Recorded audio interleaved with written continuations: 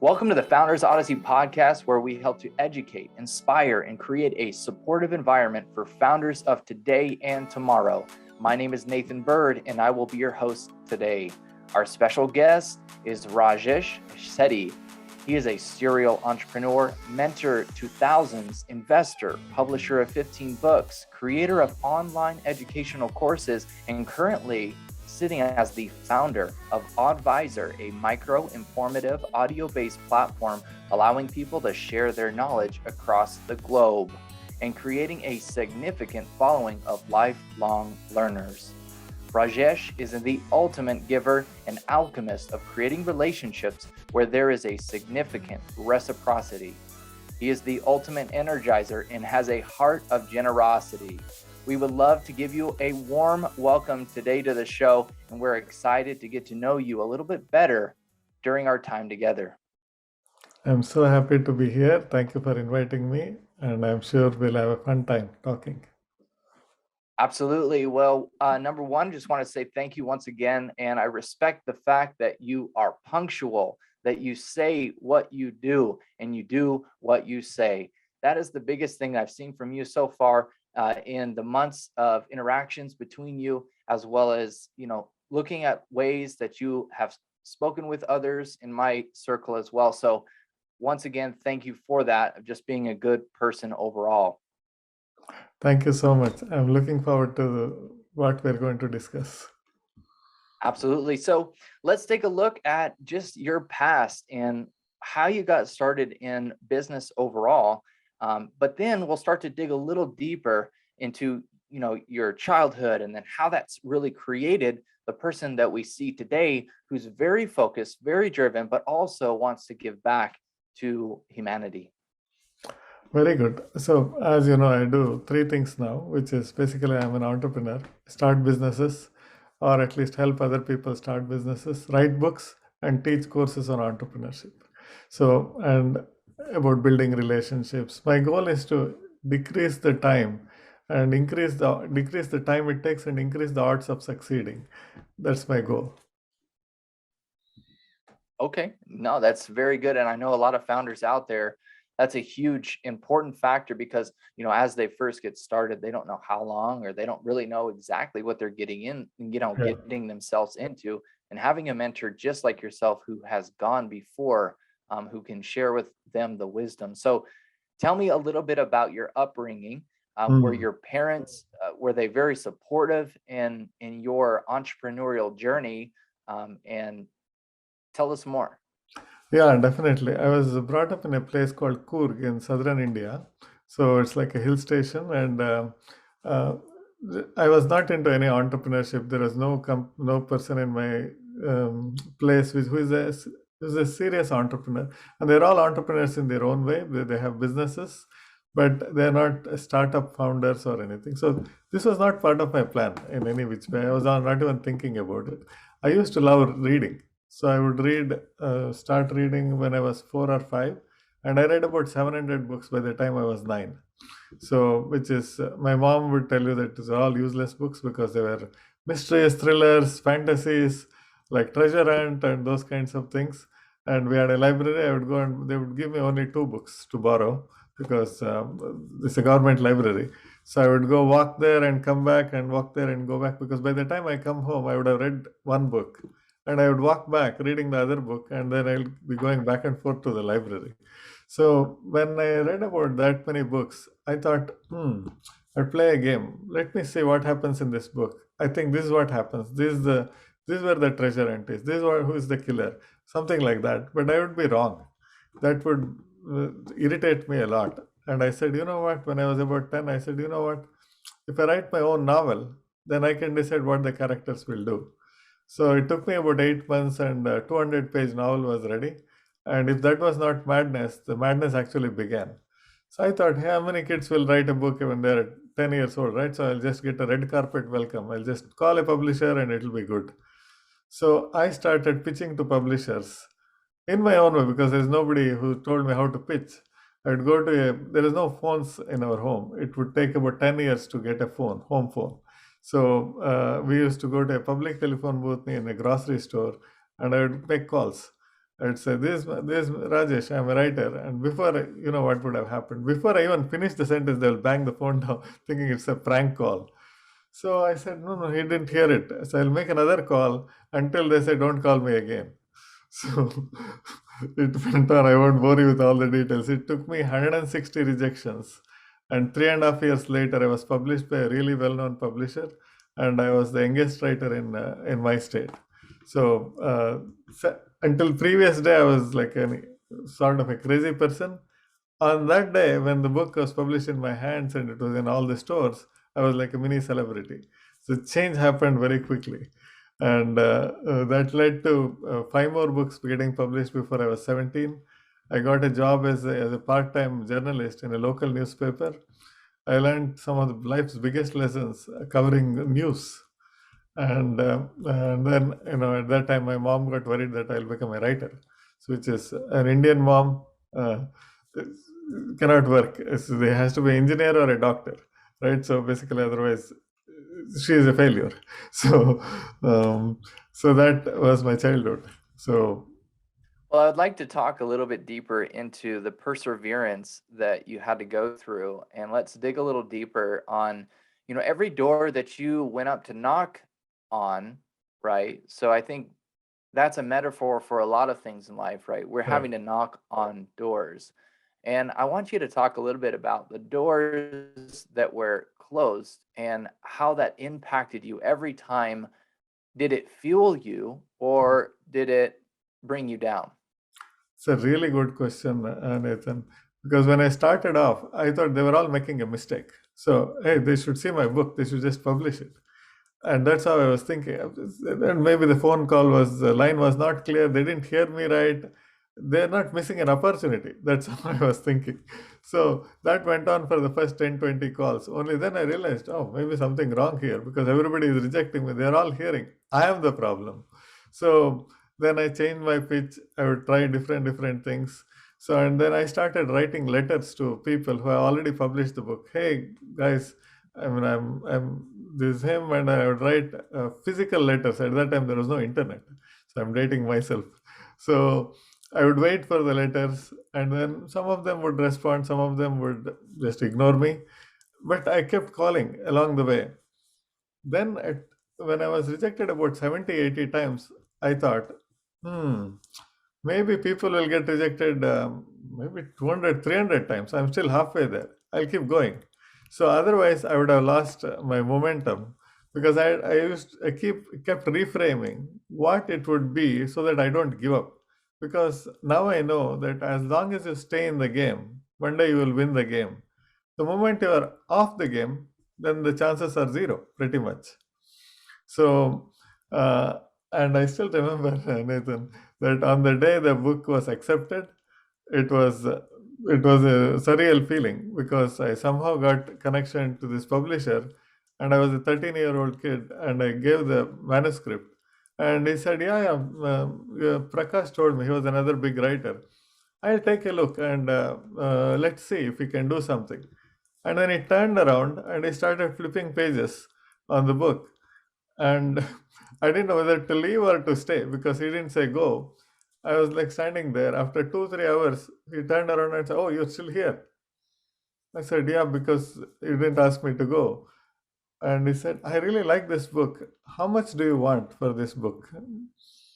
That question I was not prepared for because I usually get a no, and I'm so used to getting a no. I said, thought a minute and said, "I don't want to screw this up." I says, 100 rupees, I told him. That's like $1.50. He said, "Are you sure?" I said, "Yeah, that's all I want, 100 rupees." I still remember the time we picked from the pocket 100 rupees and we signed the deal. So that was a moment that has been etched in my memory that you stay long enough, one day you will win the game. That I think that's so important, for everyone out there now is that as you're listening to this, think about what you are doing. Think about what the adversities that you have faced and how you can take this small story and install that into your life and just continue to persevere because you will win. if you're continued in the game. You have to reframe your perspective. And that's exactly what Rajesh here has done and will do, in the future, in any endeavor that he comes across, because he installed this specific, systematic approach to making changes in his life. So thank you for just continuing to break through. I think it's Yeah. so important.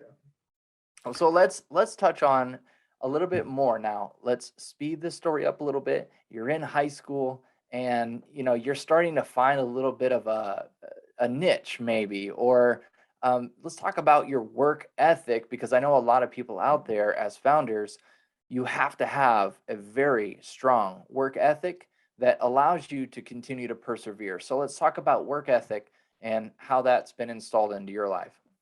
Yeah, everything got shaped when I got a part-time job in a newspaper in a small newspaper. So and then I would say it's evening daily. So every day you have to write. So basically you have to keep writing. And then little did I know that I would write it, and then they would say something like, "Hey, we ran out of space here, but can you please rewrite this part so that you get better at it?"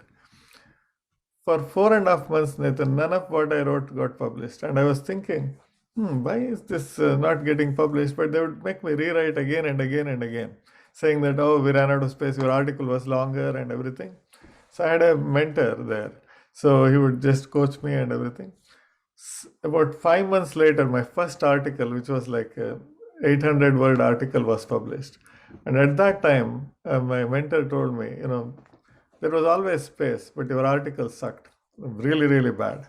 Because, you can write a long novel, but to capture somebody's interest in 800 words, it takes much more thoughtfulness. And they were making me get that by making me change everything, without me knowing that they're shaping my writing so that I'm connecting to people.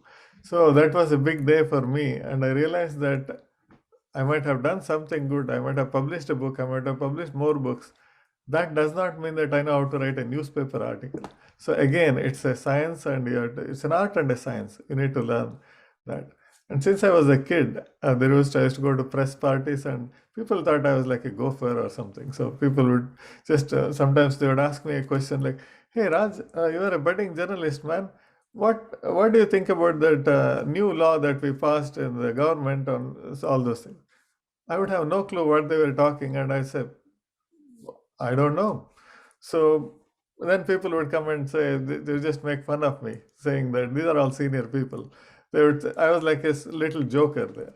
So, and then my mentor saw this and he said, "Hey Raj, do you know what these people are doing to you?" I said, "Yeah, they're asking me all sorts of questions. I don't know what they're talking."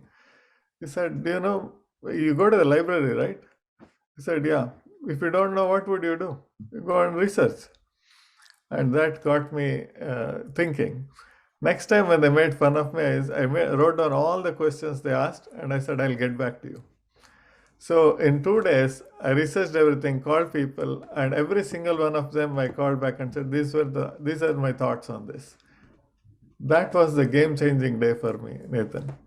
Everybody who were mocking me, they became like my best advisors, guides, and they all wanted me to succeed.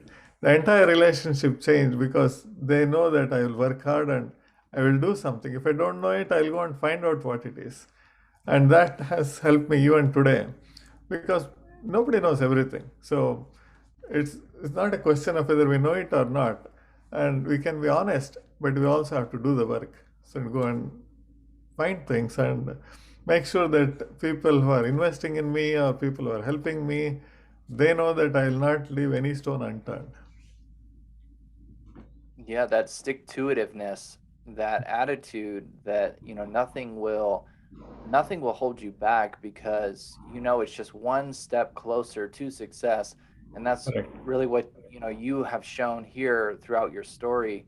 It's just, you never see things as a massive wall that you can't get through. You see it as something that can be hopped over, or drilled through, or, you know what I mean, blown up. It's, you find a way to Yeah. get past that wall. And that takes a specific person. and My, mindset. my teacher told me that the best thing to do is be like water. So water never stops until it reaches the destination. It can hit on a boulder, it'll to go right, left, up, down, wherever it, but it never stops. So when I embark on a project, Nathan, I am always thinking, will I be excited about it 10 years from now? If I am not, then I won't even touch the project because everything takes time. So if I'm going to be, it's going to be a fad or some small thing here and there because everybody is making money, I should make it. But will I be excited? Ideally for the rest of my life, but at least 10 years, will I be excited? Otherwise, why waste my time and everybody else's time because so many people are going to be involved in it anyway. I think that's an important topic to touch on as well. And through your years of experience and thousands of people that you've mentored both digitally from your courses as well as in person, that takes a lot of time. It takes a lot of effort. So do you have a process that you go through in order to vet a specific idea, time? Because many founders out there right now, they've got to vet their startup idea, or they've got to vet their time. So this is both corporately and also individually. So speak to that. Yeah, it's a very good question. You got a lot of really good questions here. So the thing is, everybody is excited about their idea. They rarely am excited about how excited they are because I'm sure they are excited about it and they are full of energy and everything. I go back to what is called as the organization and structure, what they have.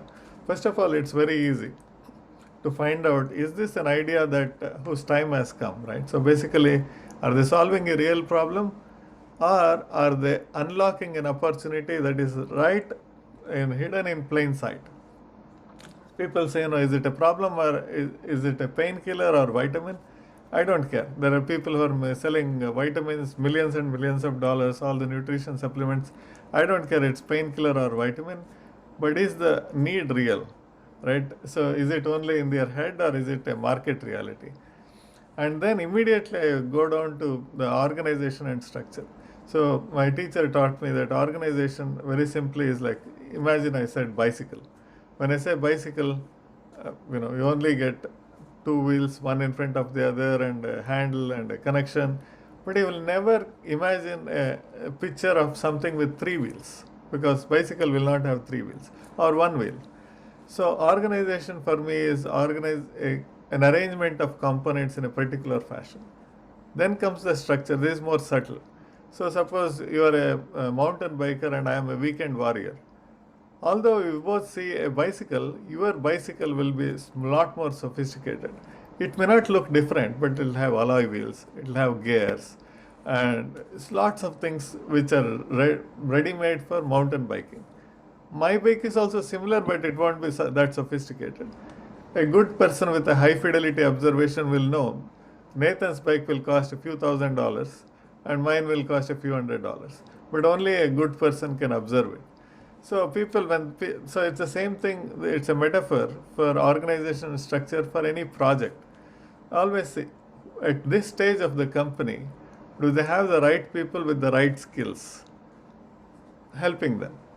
If they don't, I just know that this will take a long time, or these people have not recognized that the need for such people and they are winging it.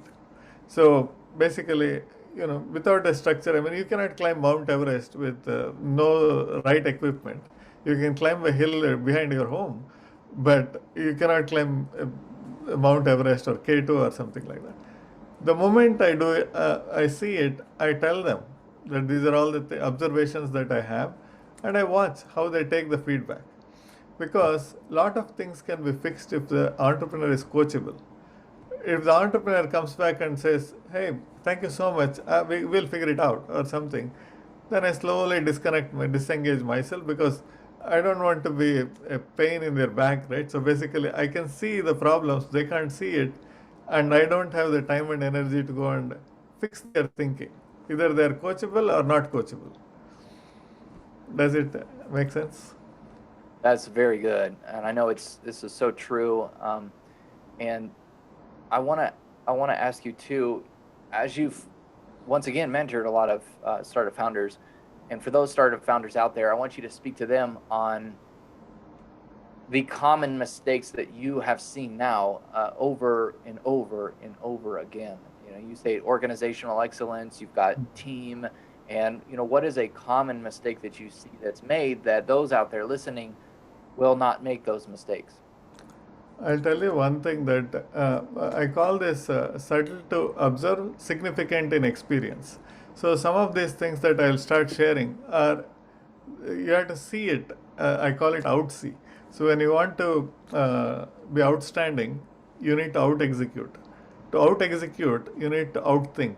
But to outthink, you have to outsee. So you have to be able to see things that others don't.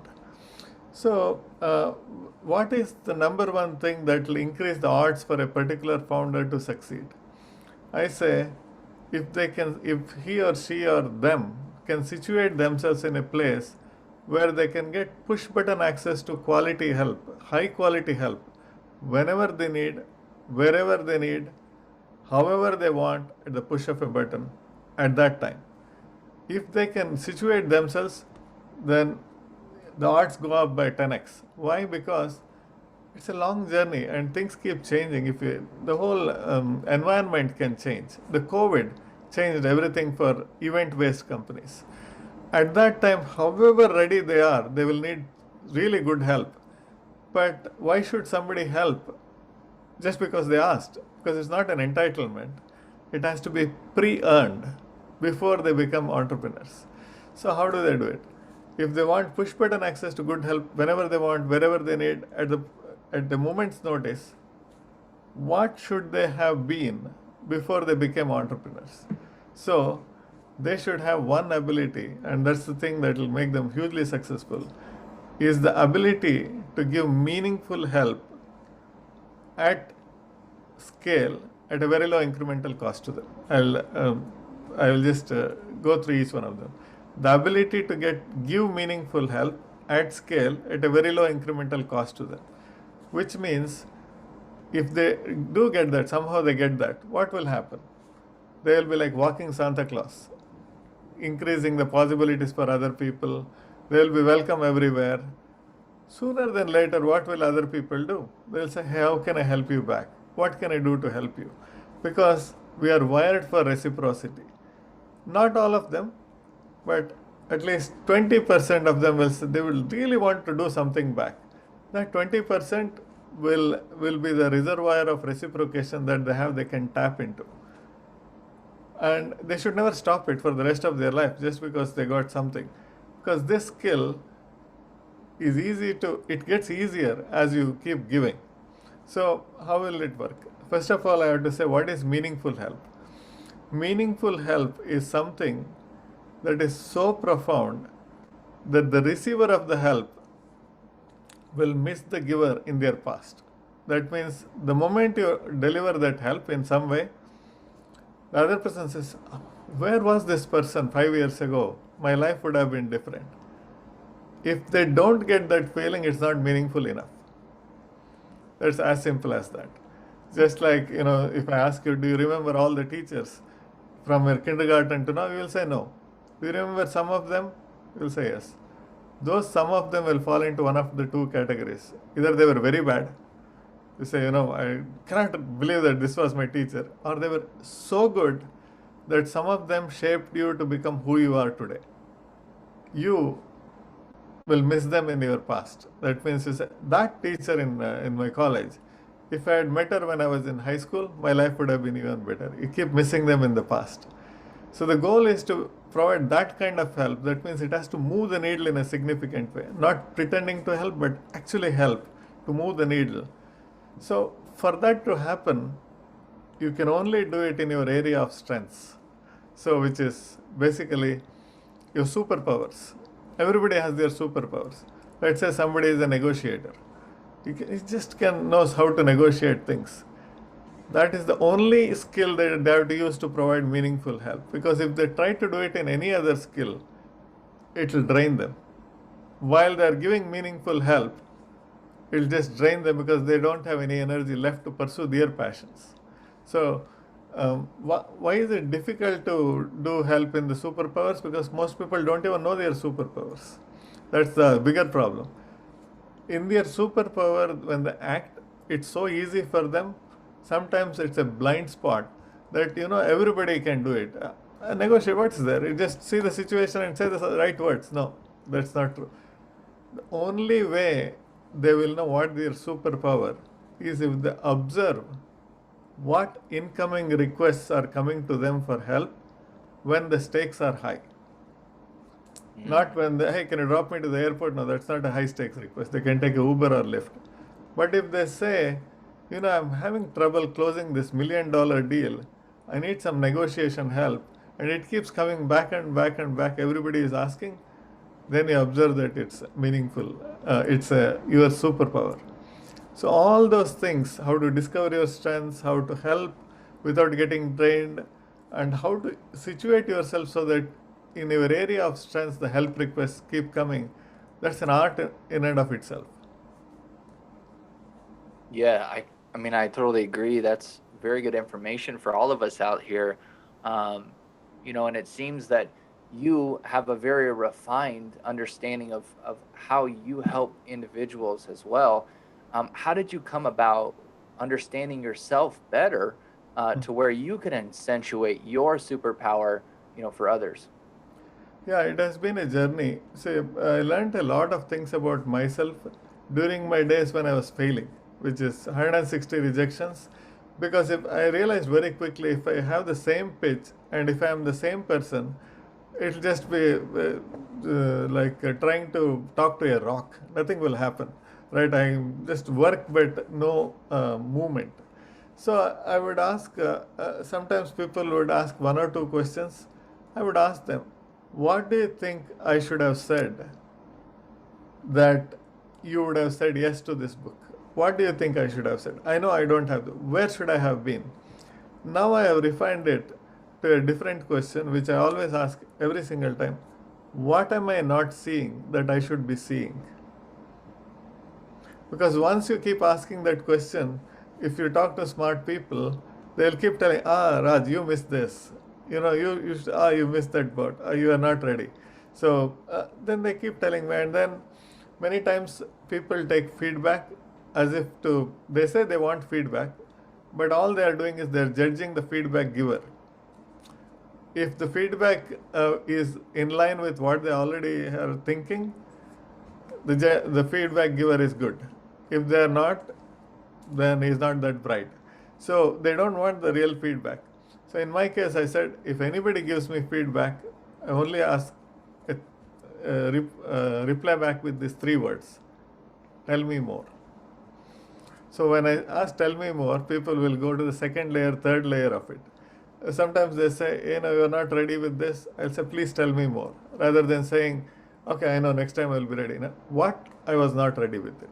So then if they ask, is there anything else that you wanted to say?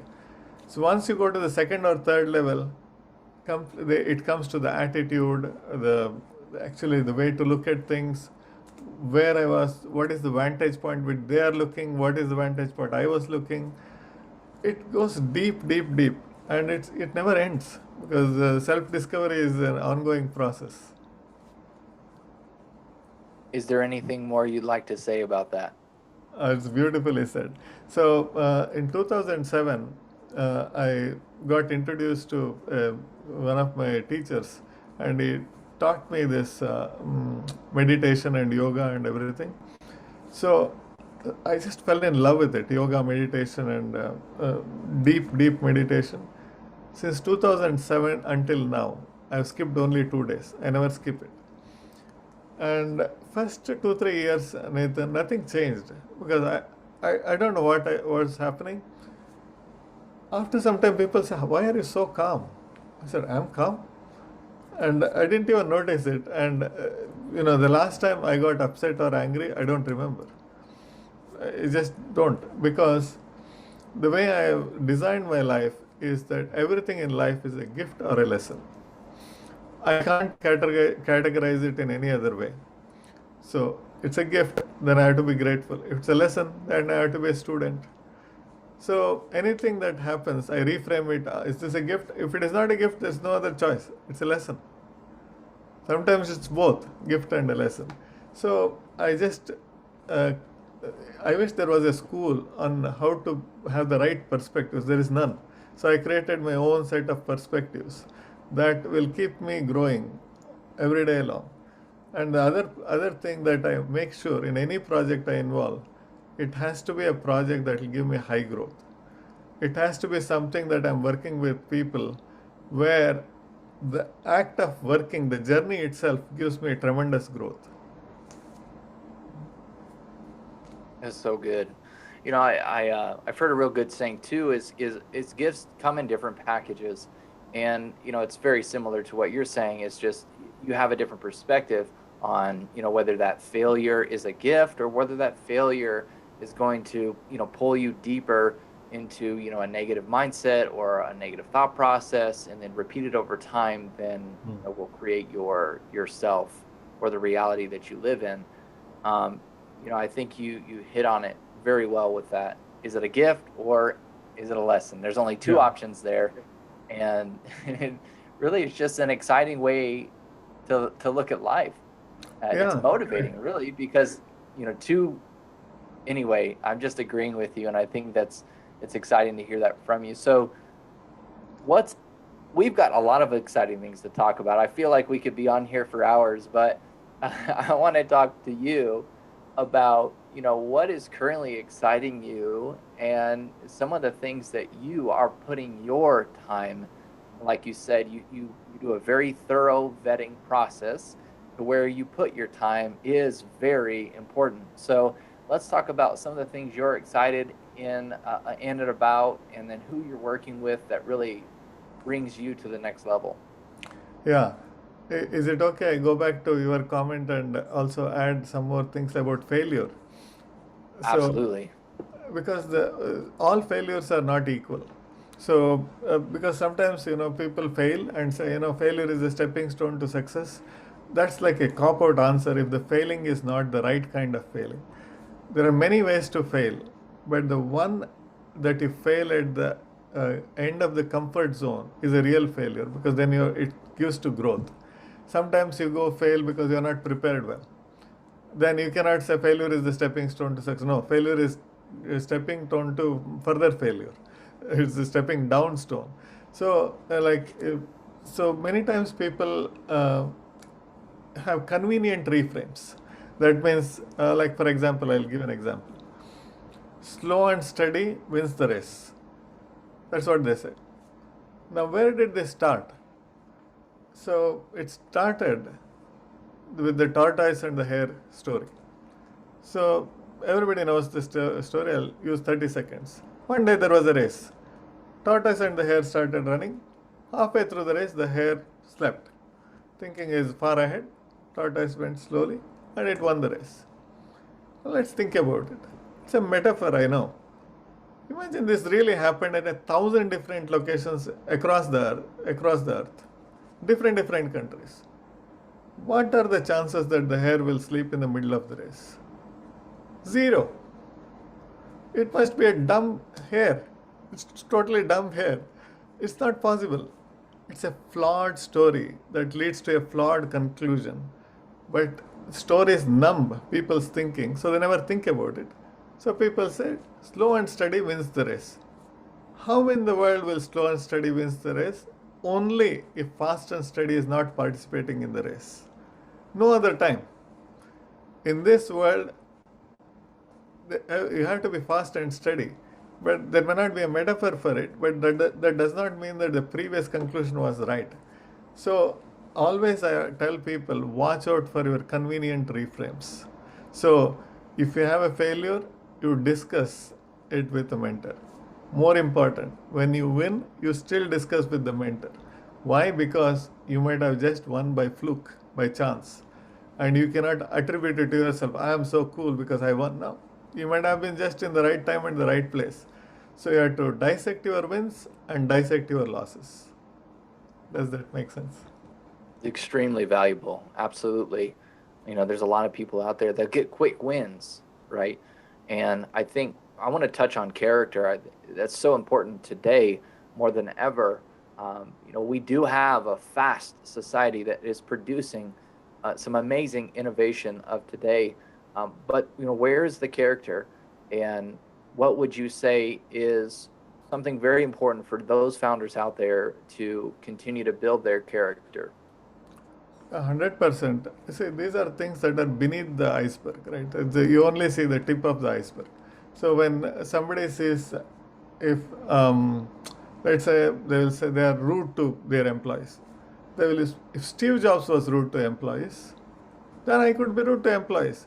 Well, you are not Steve Jobs, and you don't have all the other skills that he has, right? So they, when they are not doing something good, they pick some piece, really small piece of something else that a successful person has done, and they justify it. But the same person also works like 20 hours a day. They won't look at that because that's not convenient.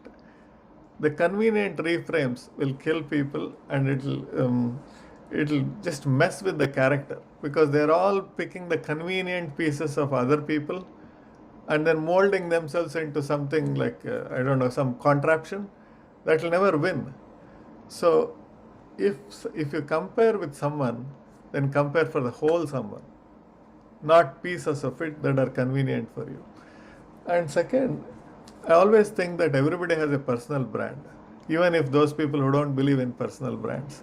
What is a personal brand? It's just a promise that you will fulfill in this world. It's a default promise that you will fulfill, said or unsaid. Because of who you are making some promises. And if you continue to fulfill, or at least try to fulfill, sometimes there may be a natural calamity or something else you can't. Typically, you will give it your best shot at it, and if you fail, it's okay. Not if you don't give it your best shot and fail, then it's error in judgment. So I always say I'm a work in progress. I guarantee my work and leave the progress to God. So why? Because whatever I have succeeded, first of all, I could not have succeeded on my own. It's impossible. And if whenever I forget it, it's downhill from there. So because you think only you can do it, impossible. So the humility, to have the humility and learn from losses and learn from the wins is the way to go. Hope you guys are hearing that out there. Rajesh Setty here. He's helping us all become better people. I'm excited to touch on the future, but also the present, and how you are building a platform for people to share their knowledge to the world. I think that's important, because we want to leave a legacy. We want to impact lives at scale. And I think this is another one of your important projects that you really are putting a lot of your time and effort into. And I want you to speak on a little bit of a advisor here, and why you built it, and where you think the future of that company is heading.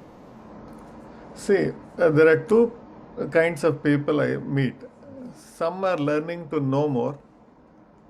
Very small percentage of them are learning to grow more. It's a big difference. The learning to know more, people will read a lot of books, and I read a lot of books, but I'll tell you the subtle difference. The people who want to grow more will find a place to apply whatever they learn. Like I saw your own work, Nathan. So you do things that where you help founders without even looking for anything back. Now, that is already rare. So people always say, hey, do you have the money? Or what is it? Just show me the contract. Do I get equity? Do I get money? You first give help. Now, every time you help, what is happening is something in, I would say, contextless insight. You know which insight should come in this context. Because you help so many founders. Where are you getting those insights from? It's from your past. So you said, this is the way to do, this is the way to do go to market, this is the way to do growth, everything. But this particular context, you still have to contextualize whatever generic knowledge or general knowledge or the experience, right at that moment, for this pattern, what is the right kind of insights, a mix of insights, and do it. That is a hallmark of people who want to grow more because they keep applying. When they keep applying, what happens? Their muzzle to bring the right information to the right context with a correct organization structure to implement it. You also know, let's say you are helping a founder and say, Nathan, I really need your help to create a go-to-market strategy. Let's say it was a consumer-based startup and it was in cryptocurrency or anything. Assume that you have never done it. What will you do? With all the experience you have, you will bring the right set of people, apply the right kind of insights, and then you will say, who are the right people to work on this? For the founder, it looks like magic. You say, how did Nathan know all these things? It did not come yesterday for Nathan. It came because he has been applying this process over and over and over again. In application, not in knowing. You are not just reading books. So here is the thing. When I wanted to create a learning kind of solution, I want to address people who want to grow more, which means people get the insight and actually go and apply. But think about it. Everybody says, I don't have time. Let's say I get the best 100 books every founder should read. 100 books. It will take them years before they prepare for it. Do they have the time? No. So I had to get just the cream of the crop, just the essence of it, as a collection of micro podcasts from people that I love and respect, who will give their wisdom in 3 minutes or less. Now you think about, nobody can say I don't have time. Everybody has 3 minutes. Now they saved all the time. If it is a book, it will take them 6 to 8 hours. They spent maybe 3 to 15 minutes and they got the insight. All the time that they saved by rather not reading the book or any other kind of education, I want them to use it. That's the way we designed it. I want our app to be the least used but most useful app. That's awesome. I just agree so much with what you're really about and what you're trying to accomplish here on this planet, and collecting bright minds to be able to share that information to the world, number one. Number two, living a life of impact and also bettering yourself daily, weekly, monthly, yearly, and really just have that overall mindset where you will persevere through anything. You will have perspective shifts, and you will, in essence, just create a better person. And I would say, to the audience out there today, is starting a business and becoming a better business starts with you becoming a better person. Right. And, I would say if we're going to put a percentage on the amount of conversation we had about your startups, your quote unquote successes, and all of the technical jargon that we could go through, I would say that was only 5% of our entire conversation today. Yes. And that is a good indication of the importance of building yourself to be a better person, so then your business will also become a better entity. So I don't know, do you want to expand just a little bit on that before we close today? 100%. See, how does somebody grow?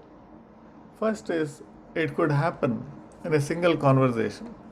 Like, I read this book called Fierce Conversations, 2002. It changed my life completely. So the book is, I would have never picked up that book because nothing in my life is fierce. So, but the fierce was used as a authentic conversation, kind of the conversation that you should not shy away from. But the entire book, with your permission, I'll summarize it in 2 sentences. It goes like this. While there is no guarantee that any single conversation can change the trajectory of your life, career, business, or a relationship, any single conversation can. What is the conversation that has your name on it? Once I internalized it, Nathan, it became my DNA, which means I am always fully present to the conversation. Why? Because who knows? This could be the conversation that can change the trajectory of my life, career, business, or a relationship. If I'm not present to it, I'll be the biggest loser. Now, then, I also added another present. So I say, I'll be present to the conversation, and I'm always reading, studying from the masters. With all my knowledge, if I cannot bring a present to the conversation, then I've done something wrong. So the two presents, I'll be present and I'll bring a present to the conversation. How do I know? Is my metric is simple. Any conversation, what is the wisdom per minute I delivered in the conversation? If it is not high enough, I go back, watch the same talk, and reflect. Did my ego take over? Did I get carried away? Why was I holding back on any insight that I should have shared? What made it happen? And I go and discuss with my mentors and go back and refine myself, because it's a work in progress forever. That's very good. I wanted to agree with you on pretty much everything you said there. And then in addition to that, the presence that you have challenges the other person that you are around to increase and level up to the way that you are as well. Because so you're a giver, right? Well, I want to be a giver. Yeah. You're supportive. Well, I want to be supportive Yes. of you. So there's a lot to be said there. And like I said, I wanted to start the whole podcast today with a sense of gratitude, number one, to set the stage, to set the environment, the mindset, and how we're going to go through this interview. But then, you do the same to me, which for everyone out there, I think it's important for you to set the stage, set the standard for the environment, the people around you. And I just wanted to say that's what we're doing here at the Founders Odyssey podcast, where we help to educate, inspire, and create a supportive environment for all of you founders out there. We just want to thank Rajesh today for being a part, lending his time, and also his generosity to everyone out there. So if you guys like the episode, feel free to subscribe, share it with your friends, and until next time, continue to listen to all the other episodes that we have created in the past. Have a wonderful day, and we look forward to hearing from you soon. Thank you, Nathan.